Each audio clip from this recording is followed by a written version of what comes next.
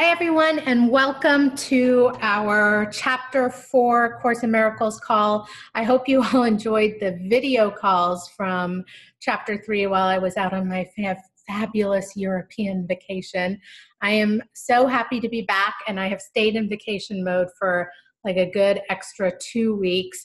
But during that time, definitely been doing my Course in Miracles workbook lessons. I've been actually going back and re-reviewing them, and then also preparing Chapter 4.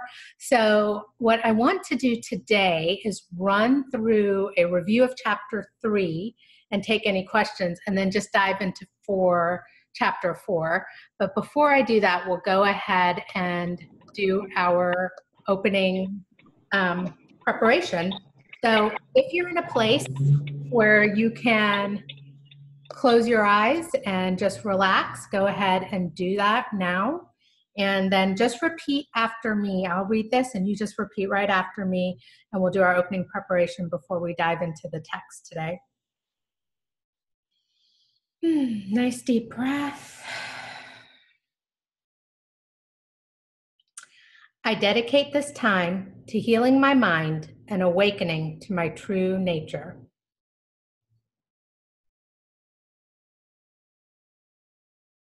I surrender to the source of love within me and let it guide my way.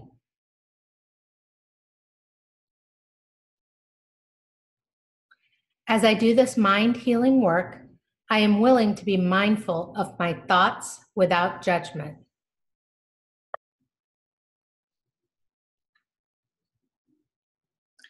I am willing to look at how I view my life circumstances as helpful feedback.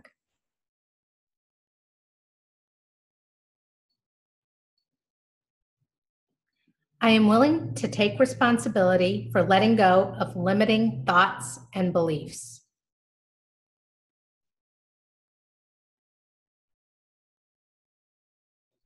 I am willing to let go of judgments about myself and others.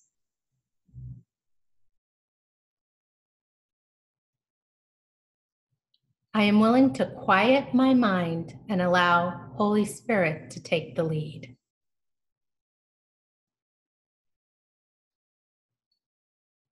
I am willing to let go of tension.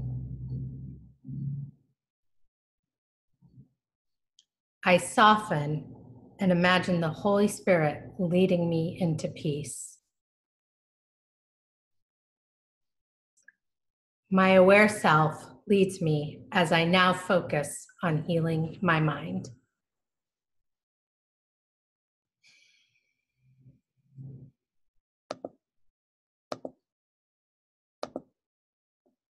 All right, beautiful. So Jana, I am going to go ahead and mute you if you think we're hearing a lot of background noise. Unless you can mute, can you mute yourself? Oh, how do I mute myself? If you'll tell me, I'll do it. No, I don't. We normally use a different one and not Zoom. So I don't know. Try *6 and see if that works. Just use the mute on your phone. Doesn't your phone? My phone has a mute button. Oh.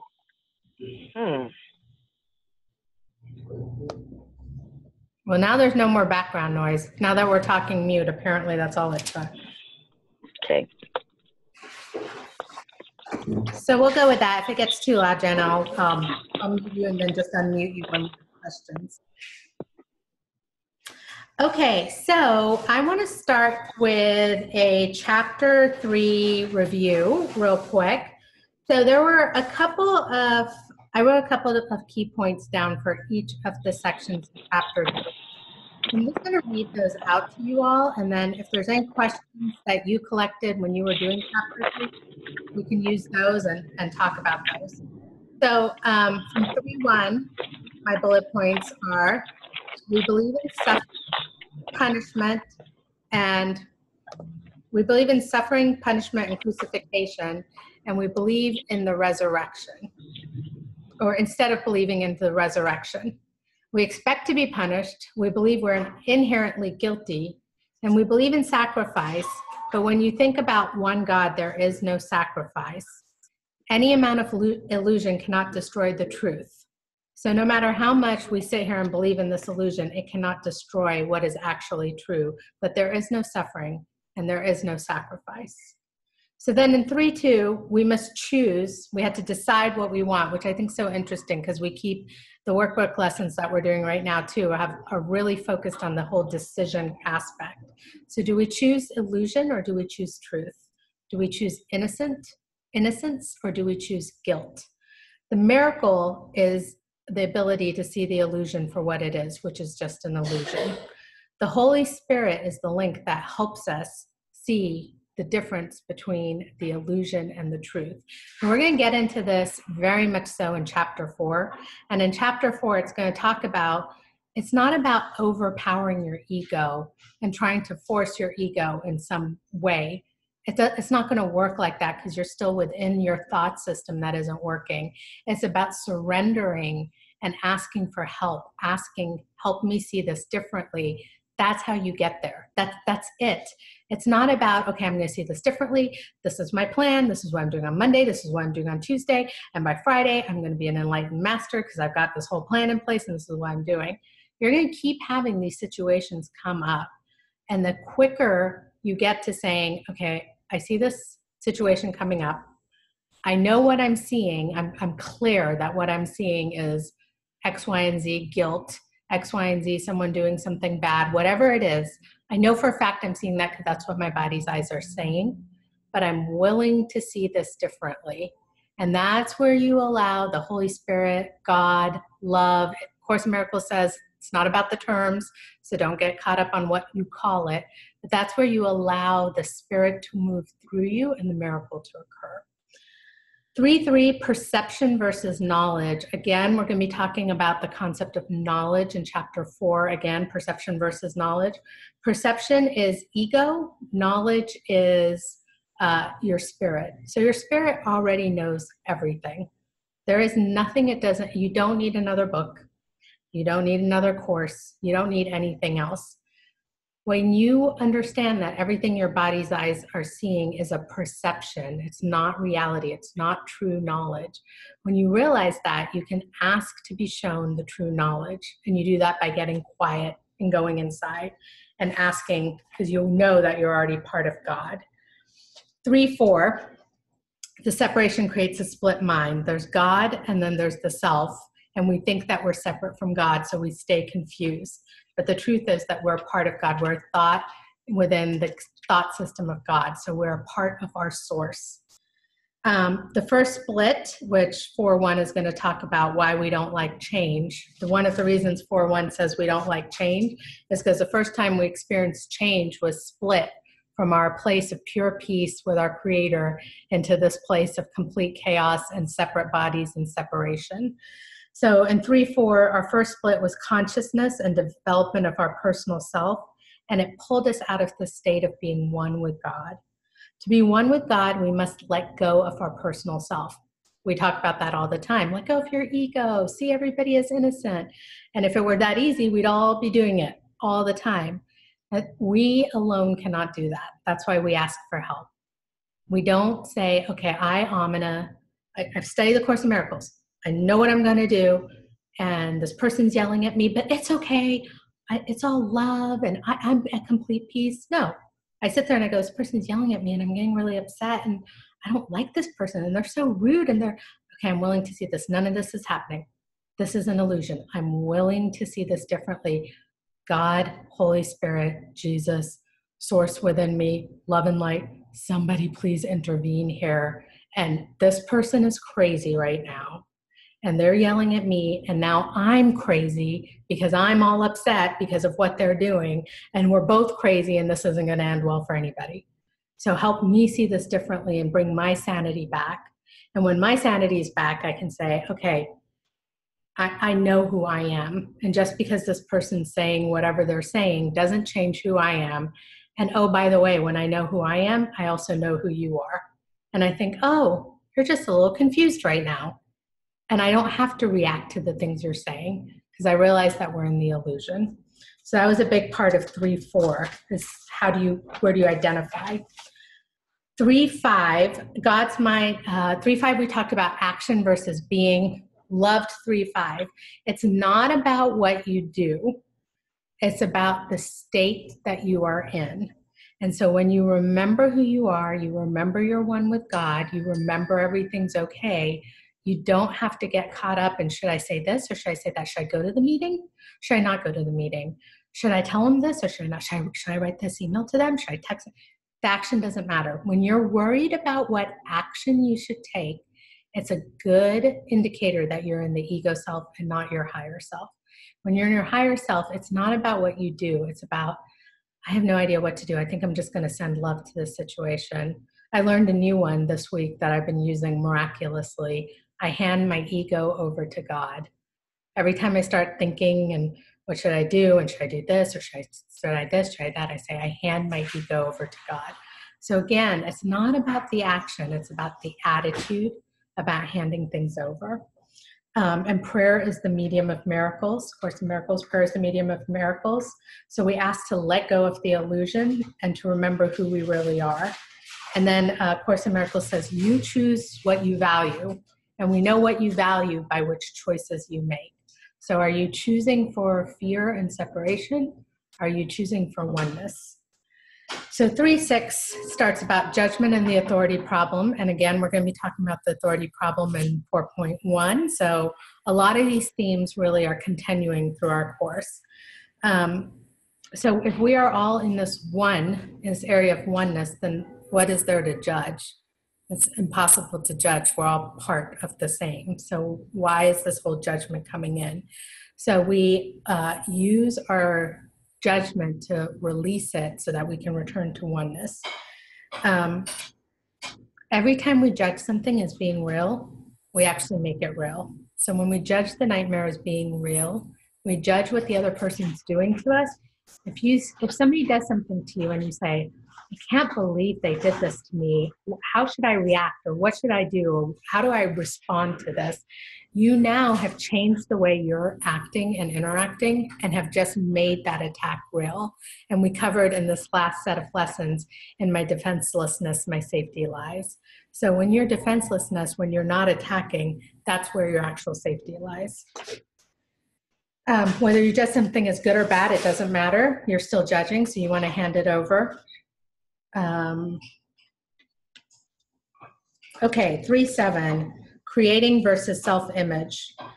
So with thoughts, we either create, which in the way the Course in Miracles uses the word create is to extend God's love, or we make. And the Course uses those two words. Again, Course in Miracles uses very specific language to make a point. And it's not about the actual words, because I know we've talked about some of these words and what they mean to people personally versus how the Course uses them. So again, explaining how the Course defines them. So create is when you join with God to create something, to make something, but you're joining with God. Make is when you say, I gotta make it on my own. I don't need anybody else. This is me, 100%. I'm gonna go make this happen. It's control, it's ego dominated. So create, join with God, make, do it on my own. So that's what 3-7 was talking about, creating versus your self-image. And you make a world that is fearful. That's not real. That's not the world God created. It's the world you make in your own head. And then talked about death can only happen to your ego self, can only happen to your body, not your soul, not your spirit. And your part of God will always be part of God. So that, my friends, was my super fast chapter 3 recap. So let me just stop here. And were there any questions on chapter 3 or from the videos that you all have before we start into chapter 4?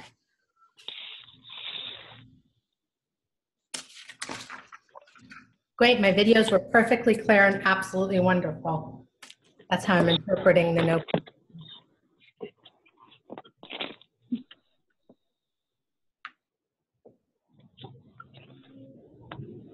Leslie, Karen, you guys have anything for chapter 3? No, I thought the videos were really good and very straightforward and pretty easy to understand. The Good. videos were very good. Thank you for doing those. I know that took a lot of time, and I appreciate it. I enjoyed all of them. Good. And I'm good. I'm good. Okay, good. Honestly, I find it easier when we're talking about it. So I'll probably, but it's okay. Yeah, it's hard to remember back to a whole chapter's worth of videos. Well, so, and the good news is that these concepts continuously repeat. So here's what I'm going to say. I have heard a few times that chapters 1 through 3 of the course are completely different than the rest of the course. And they're the real establishment chapters, and really are trying to get some of the basic concepts across. And I noticed that going into chapter 4. I don't know if you all had the same experience, but I found chapter 4 so much easier to read and understand. Like my prep for chapter 4 was, and you'll see when we go through each section, I barely had anything to say because I'm like, okay, exactly what it says. Whereas you all know for chapter 3, it was like we went what felt like sometimes word by word to try to understand the meaning. By chapter 4, we're just going deeper into the same concept. And I felt like it was just a lot clearer. Did you all notice anything when you were reading 4?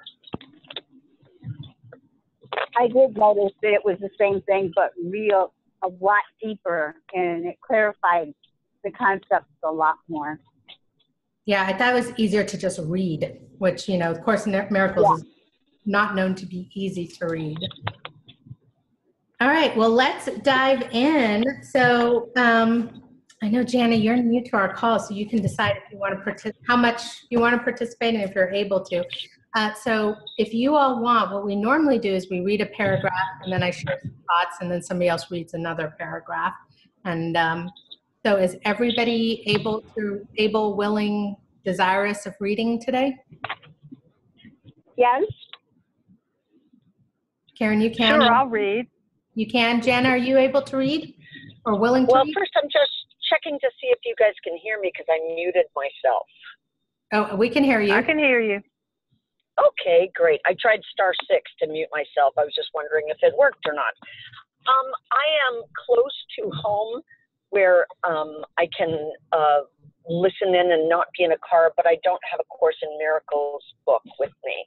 Okay, no worries. So we'll have we'll take turns reading, and you just listen in today. Great. Awesome. And also, can you mute me? I can. Hold on. I'm just going to Google Zoom muting really quickly. All right, just for a little while because I'll be walking in the house and the dogs might bark and stuff. Got it. No worries. Okay, I'm going to mute you, and if I figure it out, I'll let you know here in a few minutes. Okay. Okay, so Karen, why don't you read under Introduction, Chapter 4, The Illusions of the Ego, Introduction, paragraph 1. Okay. The Bible says that you should go with a brother twice as far as he asks. It certainly does not suggest that you set him back on his journey. Devotion to a brother cannot set you back either. It can lead only to mutual progress. The result of genuine devotion is inspiration, a word which properly understood is the opposite of fatigue. To be fatigued is to be dispirited, but to be inspired is to be in the spirit. To be egocentric is to be dispirited, but to be self-centered in the right sense is to be inspired or in spirit. The truly inspired are enlightened and cannot abide in darkness. Okay, so here you've got, it opens up with a story that's in the Bible, which is you should go with a brother twice as far as he asks. So this is actually a story from when the Roman soldiers were conscripting people to carry their gear and they could conscript someone to carry their gear for a full mile. And when Jesus heard about this, he said, instead of carrying their gear for a mile, carry it for 2 miles. So give more, even though you're being forced to give more than you're being asked to give. And so really what this entire paragraph is about is you know, I talk a lot about how everything's in right, perfect, divine order. If it's happening to you, it's supposed to be happening to you, even though it might seem like a bad thing that's happening to you. There's a blessing, there's a healing, there's something good for you in it.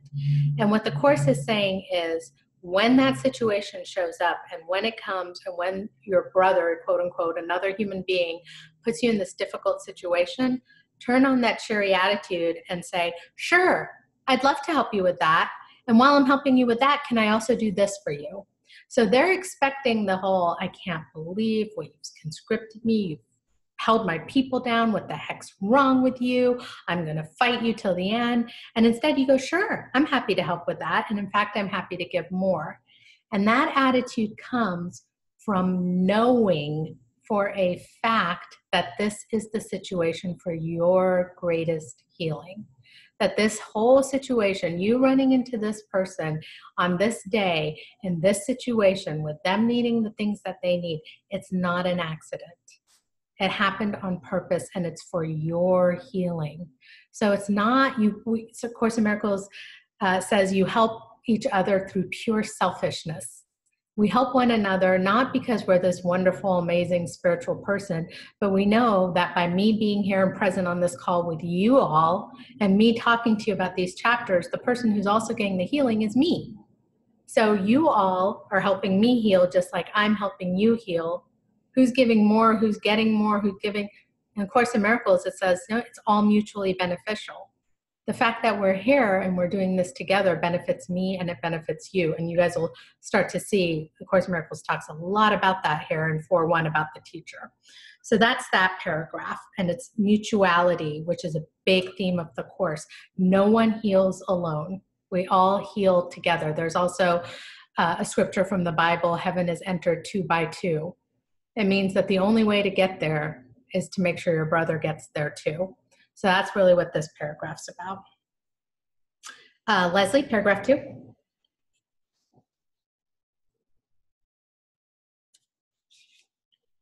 Okay.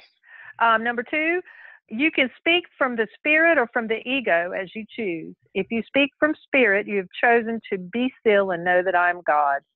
These words are inspired because they reflect knowledge. If you speak from the ego, you are disclaiming knowledge instead of affirming it, and are thus dispiriting yourself. Do not embark on useless journeys, because they are indeed in vain. The ego may desire them, but spirit cannot embark on them because it is forever unwilling to depart from its foundation. Okay, so again, we're being asked to choose between spirit and ego. And understand that whichever one you're choosing between is going to show, the results you see are based on the choice that you make over here. And if you're speaking from your ego, you are disclaiming knowledge instead of affirming it, and also dispiriting yourself, i.e. you're going to create the exact circumstances that you're trying to protect yourself from. And that's what the ego's world does. And then we're being told here, don't embark on that useless journey. Don't waste your time, because they're in vain. You know, the ego may say that it needs this, or you need to protect yourself, or you really need to say something to someone about this and all of that. But it's just a wasted journey, because if you remember who you are, you realize you don't need anything in the first place. Okay, I'll read paragraph 3 just to finish the intro. The journey to the cross should be the last useless journey. Do not dwell upon it, but dismiss it as accomplished. If you can accept it as your own last useless journey, you are also free to join my resurrection. Until you do so, your life is indeed wasted. It merely reenacts the separation, the loss of power, the futile attempts of the ego at reparation, and finally the crucifixion of the body or death. Such repetitions are endless until they are voluntarily given up. Do not make the pathetic error of clinging on to the rugged old cross. The old rugged cross. The only message of the crucifixion is that you can overcome the cross. Until then, you are free to crucify yourself as often as you choose. This is not the gospel I intended to offer you. We have another journey to undertake, and if you'll read these lessons carefully, they will help you to prepare to undertake it. So really, the main point of this is you can either focus on the crucifixion, the suffering, the pain, or you can focus on the resurrection. And what we're being told here is the longer you focus on the crucifixion, the less you're actually doing what you're here to do. The less you're actually creating, i.e. joining with God to create. You're staying stuck here in the pain, the misery, the suffering. It's just going over and over and over again. And it's just a waste of your time until you finally realize there is another path. I don't have to be stuck here, because after the crucifixion came the resurrection. And which part of that do we want to be focused on, the crucifixion or the resurrection? And so we're going to go into 4.1 to what you could be doing with your time instead. So any questions on the introduction before I move into right teaching and right learning? No, I'm good. I'm good. Okay, I'm going to start with, actually, Karen, go ahead and read paragraph 1. Okay. A good teacher clarifies his own ideas and strengthens them by teaching them. Teacher and pupil are alike in the learning process. They are in the same order of learning, and unless they share their lessons, conviction will be lacking. A good teacher must believe in the ideas he teaches, but he must meet another condition. He must believe in the student to whom he offers the idea. Okay. I like it. So, big point about being the teacher. One, if you are going to be a teacher, now remember, Course in Miracles calls all of us teachers, right? All are called, but few choose to hear the call. So we're all teacher. Every single one of you, as a student of A Course in Miracles, is also a teacher of A Course in Miracles, because in A Course in Miracles, student and teacher are one. You're a student by you're a student by learning from one person, and you're a teacher to the next. So, one, and it's not one person to another person. So one moment I'm the teacher and you're the student. In the next interaction we have, you're the teacher and I'm the student. Course in Miracles, it's all about mutuality over here. So one is to actually be walking the walk, actually applying these principles in your own life, which is why we share so many stories about the miracles and applying the principles. But the second one, and this is the most important as a teacher of A Course in Miracles, is you have to be able to see the people you're talking to as completely whole, completely full, as their potential, not what your body's eyes are telling them. So if your body's eyes are saying, oh, this person still, they don't really know, they're not getting it, their body's not healed, they're still sick, their mind's still sick, they're not prosperous yet, any of that stuff.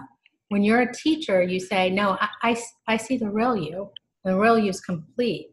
And the person says, yeah, no, but you don't understand. I have this problem. I've been suffering from it my entire life. I've had it since I was 1 year old. And, it all started on that fateful day in November.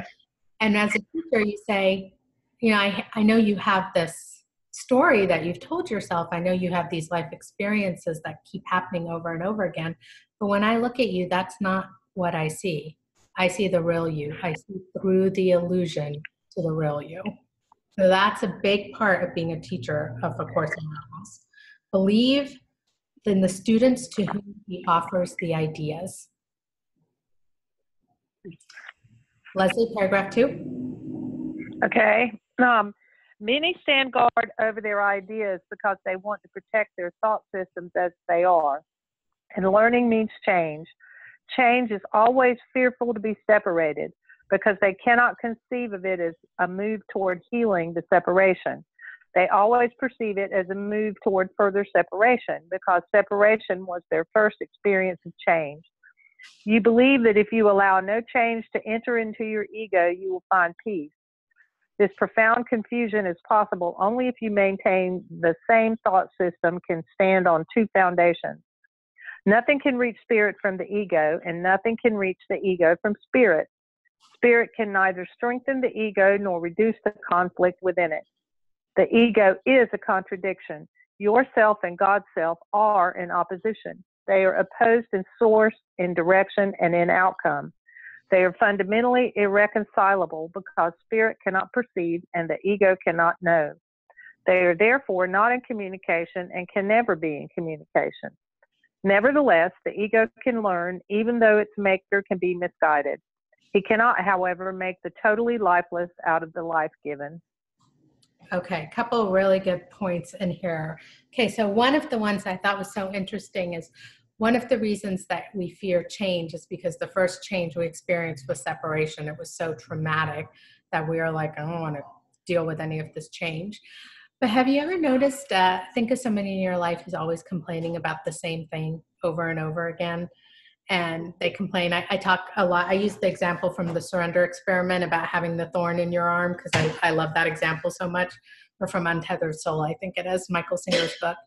And they complain and they complain, and they complain. And you go, well, why don't you just do X, which is the opposite of what they're doing. So, if you have a thorn in your arm, you say, well, why don't you just pull the thorn out of your arm? And they go, I could never do that. That's crazy. That would never work. Out of every idea on the face of the earth that I'd be willing to try or even conceive of, that's the last thing I would do. And you're just sitting there going, yeah, but that's how you're going to, it's so simple. Just pull the thorn out and you'll be fine. And they're just like, well, anything but that. And that's what I hear over here when you talk about change. When you're stuck in that thought system, even when somebody tells you, okay, well, hey, just turn right here, and that'll get you right out of this thought system. People are like, I could never turn right. And I've done that a lot in coaching. I'll tell somebody, hey, just pray for that person's happiness. I could never pray for their happiness, but it'll work. Your relationship will definitely improve. It won't work. It's the last thing that could ever work. Our ego resists the one thing that's going to heal us. I talked to Karen, and I had a great conversation about this too, because I forget which chapter that was in, Karen, but this came up before, and you asked me a question about it, and I had said, one of the things Lori keeps telling me to do is do a 10-day Vipassana. And I'm like, there's no way I could sit silently for 10 days. What would that possibly fix? Would not have to fix anything. And Lori's like, well, this is the one thing that will completely heal you, is to be by yourself and in silence for 10 days. And I'm like, I will literally climb a mountain before I will sit by myself and be in silence in 10 days. So in the course, the thing that you need, the one thing you need to heal you is going to be the thing you think, yeah, no, that's definitely not going to work, anything but that. And we get into it more in 4.1 because the ego has only one job, and it's to protect you as the body. That's it. It's got one job. It executes it flawlessly, and that's to protect you as a separated self. Not to allow anybody else to be able to attack you, anybody else to be able to hurt you. So when I say, let's go do the one thing that would render the ego useless, what's the ego's response going to be? Anything but that one thing. And that's a big part of over here in 4.1, the first half of it that comes in. The second big part in here is you've got two different thought systems. You've got love and fear. Course in Miracles says there's two different, there's the ego thought system, there's the spirit thought system. There's God's thought system, there's your thought system. There's God's plan, there's your plan. Those two can never see each other. They're not the same. You can align yourself to God's plan, but you can't align God's plan to yours. Trust me, I have tried. It does not work. You cannot say, you know what, Spirit, we're going to do what ego says is a good idea. Just jump on board to this one. It doesn't go that way. But what you can do is say, my plan never works, so I can release, let go, flow, give up, whatever word you want to choose, so that I can align with Spirit's plan. So that's another part over here where it talks about they're opposed in source and direction and an outcome. They're fundamentally irreconcilable because Spirit cannot perceive and the ego cannot know. They are therefore not in communication and can never be in communication. Nevertheless, the ego can learn, even though the speaker can be misguided. He cannot, however, make the total lifeless out of the life given. So he can learn, but he can't be God. He can't bend God's will to the body's will. Okay, I'll read paragraph 3. Is there any questions on any of that? Well, it just almost makes it sound impossible. What? Say that again? To me. It almost makes it sound impossible to align with Spirit because we're so much in our ego. I mean, I had a an example of that today when you were doing the opening and you were talking about somebody being mean to us today. And that really happened to me today. And I didn't react, but it made me feel bad. And I felt bad almost the entire day, even though I didn't react. Right. And I thought, and I kept saying, Holy Spirit, I'd really like to see this differently, but I just still think he's a butthole, you know? Yep. Yeah. And so Leslie, this is what I want you to try for that, because this is my new process. I want you to say, God, take over control of my ego. Because the whole point that what you're seeing is what I've spent a lot of time doing, which is what all Course in Miracles students do, and half of them probably drop out because of it, where the bad thing happens and they go, no, I'm a Course in Miracles student and I believe in God and love and light, and I'm not going to let this get to me. And when you say, I'm not going to let this get to me, it's a great thought and it's a great idea, but it's really quite unfair to yourself, because it did get And that's what I did. Yeah. That's exactly what I did. I'm not going to let this get to me. And it did all day long. And I couldn't wait for this class. And I was hoping something like this would come up so I could ask what to do in these situations. So first of all, it's okay that it got to you, because the event that happened and it got to you, that's okay.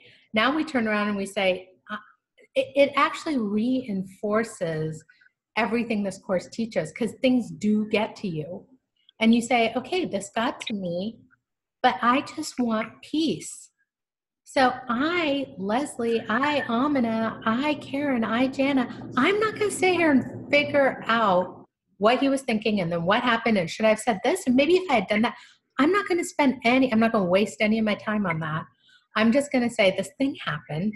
It really is bothering me. I'm very upset by it. I need help.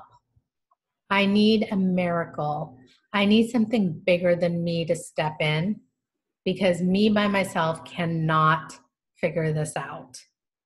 And by making yourself that quote unquote small, you make yourself that big. When you stop trying to be okay with it, it bothered me, but I'm okay. I'm going to wish him well and I'm going to send him. That's the kind of faux spiritual things that we do, because we don't know. We're learning these lessons and we think, I know I'm not supposed to get mad at them. I know I'm not supposed to say anything. I'm not. But really all we can do in that moment is say, okay, this is happening for my greatest healing. I believe that. I have no clue what that greatest healing is in the moment, and help me. And sometimes you'll get help right away, right? You've had that example where the miracle will come in the next 5 minutes. And sometimes it takes a long time before you realize the miracle of it. Does that help? Okay. It does help. It does. But I can just let myself off the hook for being upset. And that's helpful, because it almost sometimes, and you're right, I'm a Course in Miracles student, so I feel like I should be doing better than that. And I just thought, well, I'm just not doing good at all, because this has upset me all day long. And I really tried everything, taking my mind off of it, and it worked somewhat, Yeah, but it still was there. The way it comes back, the normal, right? Mm-hmm. Yeah. Right. And sometimes you won't see. I was waiting to share this story for, I don't know when. I'm going to write this into a blog post, because I can't even believe the story is so crazy. I can't even believe it. Okay. So years ago, when I was in California, after I did the whole miraculous Disney job, the consulting company I worked for found me another job that ended up being like a 5-year contract with, then you guys remember my story of just getting $10,000 in the mail, a check for just $10,000. It was from this company that even happened. So it just led to miracle after miracle. But anyways, they wanted to hire me as a consultant to do this thing, but they had a caveat. They had to hire me as an employee, but they were still going to pay me hourly as a consultant, and I could still have my company and I could still have other clients and all of that. But I had to technically on the paper be their employee. And I was mad. Angry, because I was like, I started my own company. I said I would never be an employee for somebody. And even though I'm telling you, like, the whole structure, everything in the structure was exactly like I would work with any other company out there. The only difference was that designation was I had to be an employee, and I was mad, mad, mad. Well, so anyways, I finally gave in and did this, but I felt so unfair. I resented the company. I felt like it was so unfair, on and on and on and on. Well, as part of being an employee, I had health insurance. And so that was around the time that I had the fibroid and ended up having to have surgery to remove the fibroid, which cost next to nothing because I was an employee. I ended up having health insurance. So that entire thing cost me $1,500 versus my deductibles were usually around $6,000, $7,000. So I would have at least paid 6 or 7. So right there was a huge benefit. And I thought, oh man, God works in mysterious ways. Now I didn't know that when I signed this contract. This was like well over a year later that I had that surgery. And I thought, oh, well, this is why they made me an employee. Well, the end of that year, I was doing my taxes and my accountant said, this company that you're working for offers a 401k. You can put a lot more in and you get much better tax benefits than if you did your own SEP IRA. And I said, oh, I had no idea. So I went in and put all my money in 401k. Out of all of my retirement accounts, that one account, because I was an employee, is doing better than all of my other accounts put together. Okay.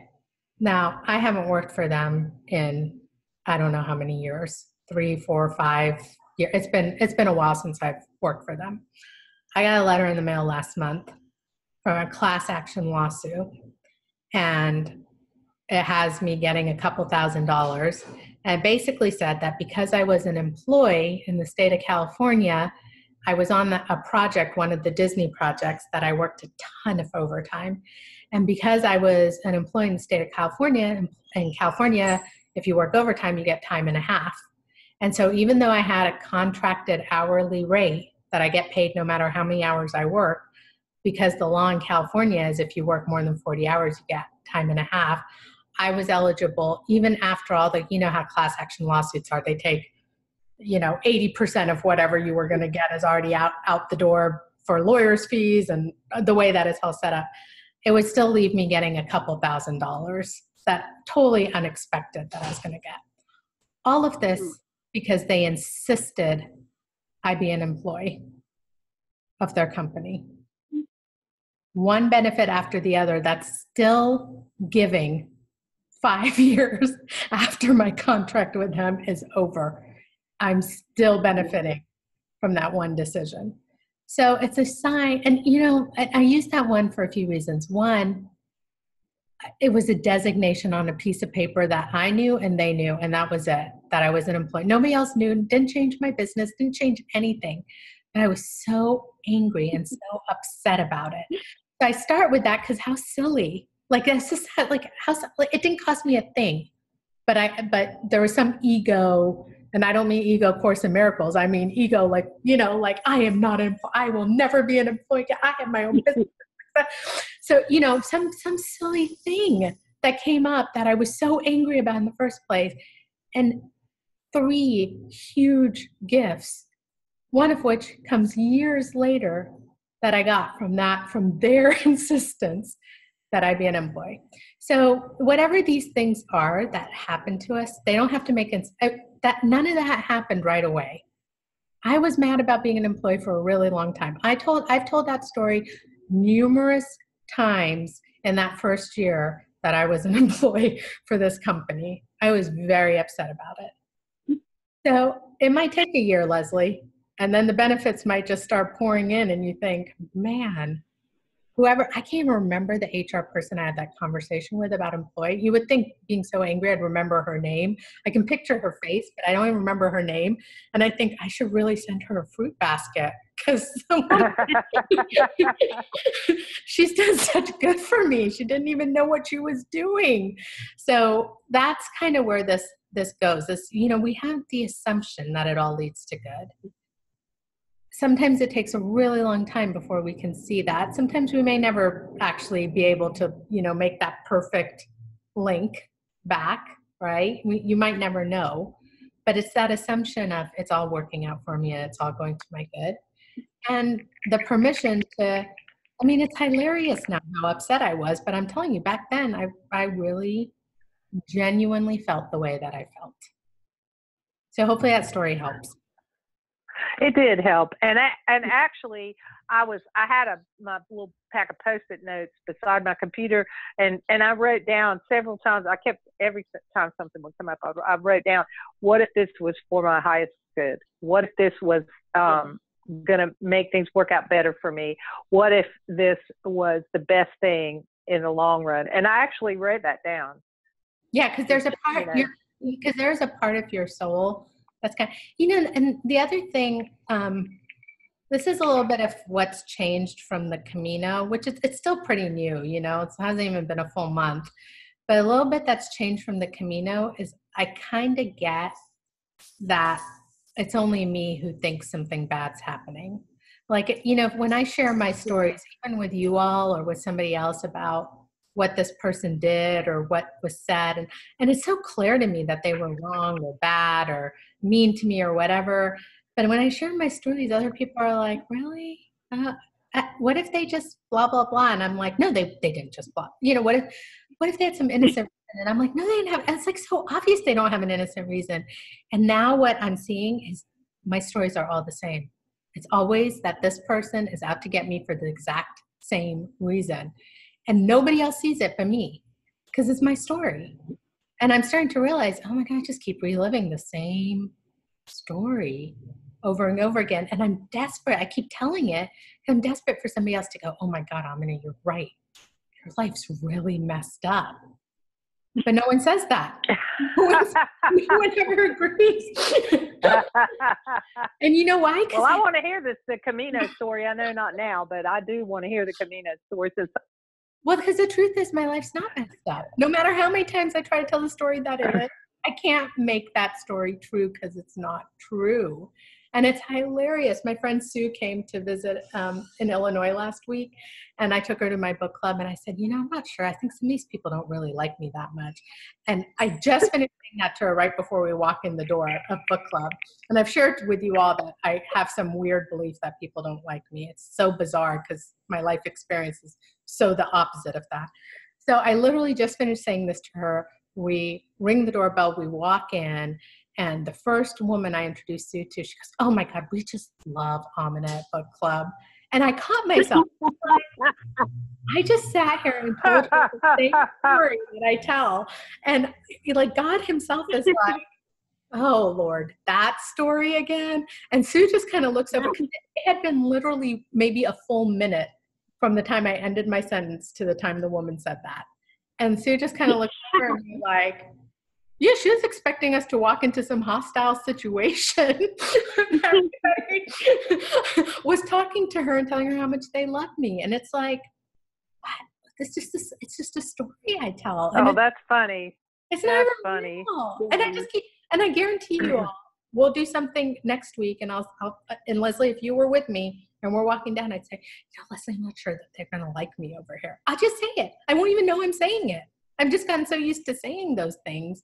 So you don't even realize you just keep reliving the same thing until one day you're just like, well, and for me, the Camino helped where I was just like, man, I keep telling these same stories. And guess what? I keep having the same life experience when I tell the same story. I wonder if there's a link. Right. There's a link to this. Well, I actually had 3 different coworkers, and there's only 8 of us, text me and say, I'm so sorry. That must have really hurt your feelings. And that was just uncalled for. I mean, 3 different ones independently. They text me because, we've got to be real quiet. So they're texting. They couldn't talk out loud. Right. So I did have corroboration, but I mean, I didn't join in. I just said, well, maybe he's having a bad day. Right. You never know. Right. But here's the thing. I think you just say, I hand this over to God for my highest good. I like that. That's what I'm going to do. Yeah. I'm not going to let their suffering impact me and how I show up. Right. Yeah. To the best of my ability, And, next time you see them and you want to kind of, smirk instead of smile or whatever, you do your best to just say, God, please take control of my ego. It's just my ego wanting to get back at someone, wanting to make them feel left out, it's just your ego. And it's It's unnecessary because it's a waste of time, because who you are as a person, Leslie, even if this person came up with a list of 100 reasons that you suck, who you are as a person cannot be changed. Right. And that's why it's a waste of time. It's a waste of time because no matter how true somebody else wants to make it seem, it can never be true. It just can't, by definition. Does that make sense? It does. It does. It's very helpful. Thank you. All right. So that's what. Go ahead, Karen. That's what the course is talking about in the introduction in the second paragraph when they're talking about embarking on useless journeys. That's Right. what they're talking about, isn't it? That's exactly what they're. Okay. You know what? If it's you all know me, right? And you know what kind of person I am.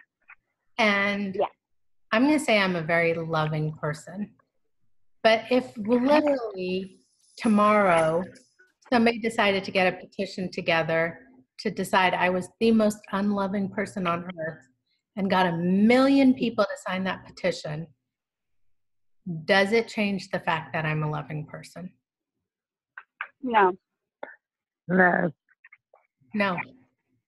Even if someone could convince 1 million people that I was a liar or I was whatever, stupid, whatever, would it change who I am? No. No. So that's where we waste our time, because when somebody says you're a liar, what they're saying is, I've got some issues around truth telling that I haven't worked out. And when somebody says you suck, what they're saying is, I have some issues around loving myself that I haven't worked out. Right. And if you say, well, why did they choose me to project their issues onto, and what does that say about me and stuff? Now you're just wasting time. And we all do it. So there's no, lots of self-love and self-compassion when you do it. It's just natural. But it doesn't make it true. And so at some point, and you all have shared this before in your life, there comes a, when you're in your 20s and someone said something to you, and if they said the same thing today, you're just like, whatever. And it just isn't even, just doesn't even stick anymore. And that's how the Course in Miracles stuff works too. You do these exercises enough time and bingo lady comes up and starts yelling at me at bingo. Yeah, I was so upset. I told you I walked out to a car and bawled my eyes out. I was so upset. Right? But after a very short period of time, I was over it. Right? It was a shorter period of time than it would have been a year ago. And maybe 2 years from now, if I'm at a bingo game and somebody comes up and starts yelling at me, maybe I'll just go, okay. I don't know what to do right now. Should I leave? Should I stay? Should I finish playing bingo? I don't know what to do, right? I'll just get better and better over time. Does that make sense? Yes. Yeah. All right, so we're at the hour, so why don't we go ahead and stop here? We just got through paragraph 2, correct? Yeah. Yeah. Okay, and I think what I might do for this section, because I didn't have that many more notes on this section, they're pretty quick. I might just write them up and put them on Facebook for you all. And then let's go ahead and, actually, you know what? I'm not going to do that because we like discussing. So we'll just pick up from paragraph 3 next week. How's that? Even better. Perfect. Okay. Perfect. Now, you know what I realized? Hold on. Jana, I'm going to unmute you. I'll give you 3 seconds. And then if you want me to remute you, I can. I just want to give you an opportunity to say something. And while we're doing that, I'm wondering, I want to stop the recording so people can talk, but I'm afraid if I stop the recording, it ends the call. So I might try pausing the recording. Okay, Jana, I'm going to unmute you. Miss Jana, are you unmuted? Yes, I think so. If you can hear me, then I am unmuted. Yeah, I can hear you. Do you have any questions or thoughts or anything you wanted to add on to the paragraphs we covered or the discussion in general? No, but this is really, really interesting. Oh, good. About telling the same story and having the same expectations, and wow. I'm asking, how do I do that? Where do I do that? Where does it show up? Yeah. I am going to share with you all. I'll have to figure out when the right time is, because I had some really interesting Camino realizations, and they were just. But the thing about it is they were big, but they weren't big. Because like when you finally, like when you realize you got a thorn in your arm, and you're like, oh, I have a thorn in my arm, and then you just pull it out, and then you're like, oh, that was huge, and then you're like. But then I kind of not forgot about it, but you're just like, oh, okay, I get it now. Not that big of a deal. Just kind of like that. Mm-hmm. Okay, so I'm going to go ahead and pause the recording. Hopefully this will work. For those of you listening to the recording, we will pick up next. So next week, the call will be on Wednesday instead of Tuesday, the 14th, at 6 p.m. Central, 7 p.m. Eastern. So Karen and Leslie, will you guys be able to make that? I will. I might be right on time. I have a Reiki session right before, but I'll be done by then. So okay, cool. I should be here. Sorry about the change of date, y'all. So I'll talk to everybody next Wednesday, and I'm going to pause the recording, and then we can talk about anything you all want to talk about.